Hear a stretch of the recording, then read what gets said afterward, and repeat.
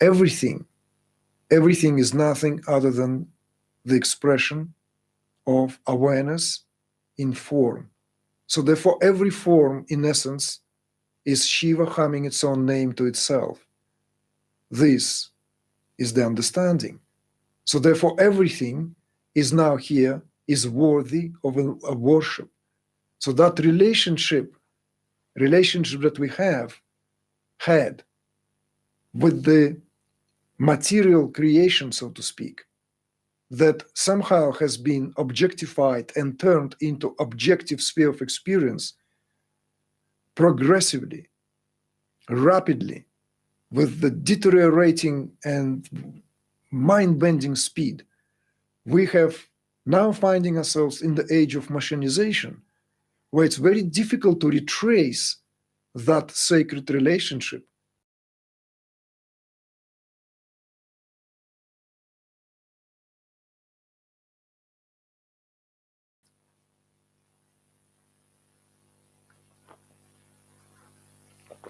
It's almost tempting to become converted to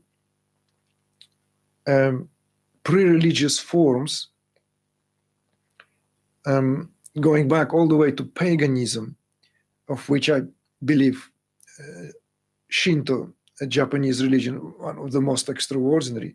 But there are some other analogies, Druids, for example.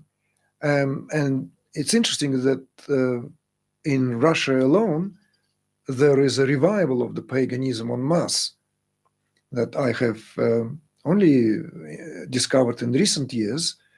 I've witnessed the revival of Orthodox Christianity since the collapse of the Soviet Union. But it is apparent that all forms of paganism are on the rise and en masse in Russia and in some of the countries that form part of the former Soviet Union bloc that are now known as independent countries, where they share the same, let's say, roots in terms of the metaphysical and spiritual belief systems. Why? Because that idea of transcendental Godhead, also an object of our contemplation. And when that idea of transcendental Godhead is removed, as it were, from the affairs of this world, we are left here to square this, to square this absence in our own terms, in our own ignorance, as it were, at the mercy of what have you, at the mercy of grace, at the mercy of this, at the mercy of beatitude, whereas everything at the material level of manifestation is already nothing other than Shiva, as far as the main tenets of Kashmir Shaivism goes. Everything is nothing other than the expression of awareness in form. So therefore, every form, in essence, is Shiva humming its own name to itself. This is the understanding. So therefore, everything is now here, is worthy of a worship. So that relationship that we have had with the material creation, so to speak, that somehow has been objectified and turned into objective sphere of experience progressively, rapidly, with the deteriorating and mind-bending speed, we have now finding ourselves in the age of machinization, where it's very difficult to retrace that sacred relationship with the tree, with the river, with the spring, with water, with elements. Why? Well, because that's a groove, that's the pattern has been formed. We have to almost relearn that there is no such thing as a tree out there. There is no such thing as a mountain out there. People go into great length in quoting ad infinitum sages like Ramana Maharshi, who stands as this colossal figure in terms of its importance, well, as far as the non-duality is concerned, as far as the all the main basic tenets of Advaita Vedanta is concerned, that the sage transcended everything. The sage was this, the sage was that. Yet everyone knows that Ramana Maharshi worshipped a hill, a small mountain of Arunachala. To him, it wasn't a manifestation of Shiva. He corrected when this was brought to him. He said it's not a manifestation of Shiva, it is Shiva. When we omit this, when somehow this flies off our head, we completely miss an opportunity to understand the teaching in its fullness. We separate the teaching from the actuality. We only hanker to the words that flow out of the lips of the sage said on several occasions. But how the sage lived, what he worshipped, somehow doesn't leave an impression on us.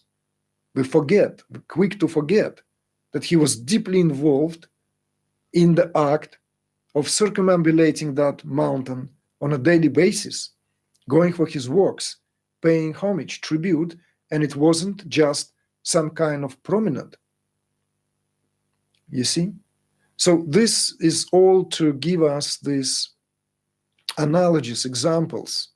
And I felt the work of late Martin Heidegger is a particularly emphatic example with regard to this, because it affords this possibility of redressing the phenomenology of technology in our day and age, when this becoming possibly a matter of making or breaking it, possibly a matter of whether we will make it as a consciousness on the planet, in terms of this, what here could be seen as a final frontier of what technology represents, because we now in a phase where we almost delegating technology the possibility for having consciousness of its own.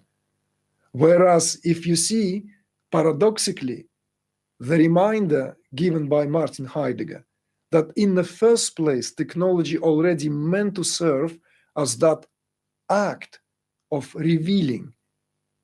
It already meant to be used and utilized in the same way as it was utilized perhaps by our predecessors millions of years ago, when the very first tools were created. And we know the relationship between man and tools, or human being and tools, is utterly and entirely metaphysical in nature, not just a matter of survival. It will be utter blasphemy to look at it only from that materialistic, outlived paradigm that all these tools were nothing other than cut, sewn, kill, scrape, whatever function. No. Tools were made. In fact, we cannot even begin to imagine what the relationship was like, because that in itself would be an attempt at entering the consciousness of our predecessors, which we cannot do. So this also, in turn, make me want to bring another interesting aspect that Martin Heidegger is known for in this late work, with regard to why he took that stand in his phenomenology of technology, because according to Martin Heidegger, there is no way that humans or mortals can know absolute reality, simply because the knowing of absolute reality in itself requires a relating aspect.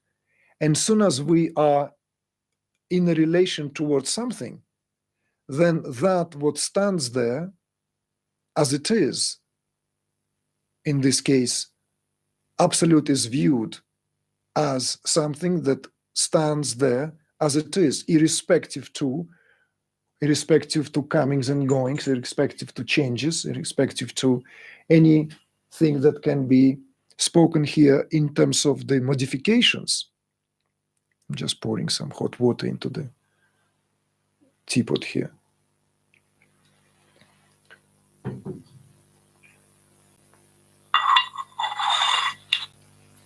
Soon as we enter into that mode of relating, which is required in order to apprehend, in order to make any attempts at cognition, there and then it is no longer what it is.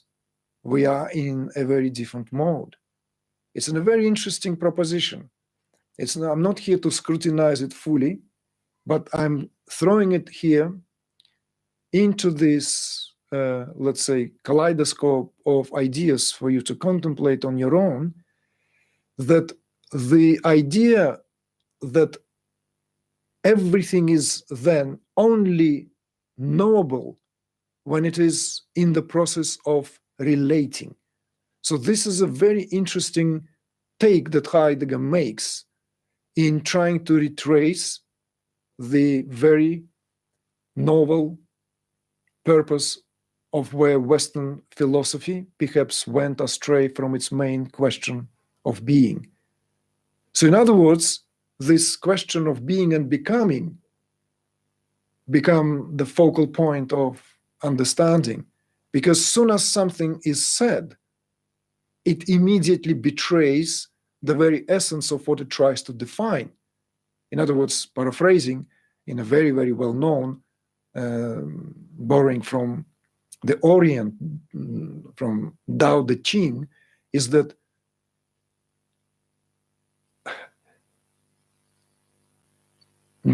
Tao that can be spoken of is not the Tao, right?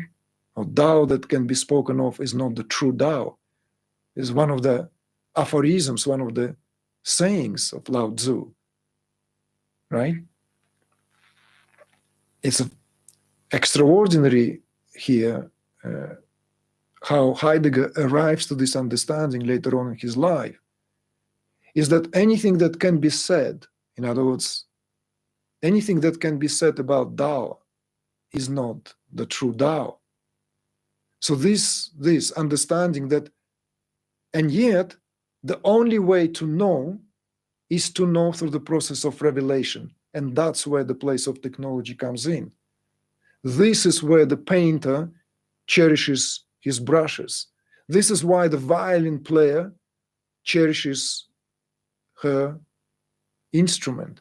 This is where the violin maker enters deep relationship with the process of carving the wood. This is where the ceramic maker enters the state of complete and utter coherence with the wheel and the clay and the water, as that what is here prerequisite. Likewise, of course, when Heidegger wants to highlight and point out something towards this, when he laments and expresses this deep nostalgia for the time gone by, he speaks about the relationship of peasants with the soil, relationship of the industrial complex with the soil is that of raping. So Heidegger develops these two principal understandings, working with, in other words, not imposing, that what requires and brings the possibility of revelation. And the opposite of that is fortifying, forcing oneself into being in Heideggerian terms. Forcing oneself into being versus allowing.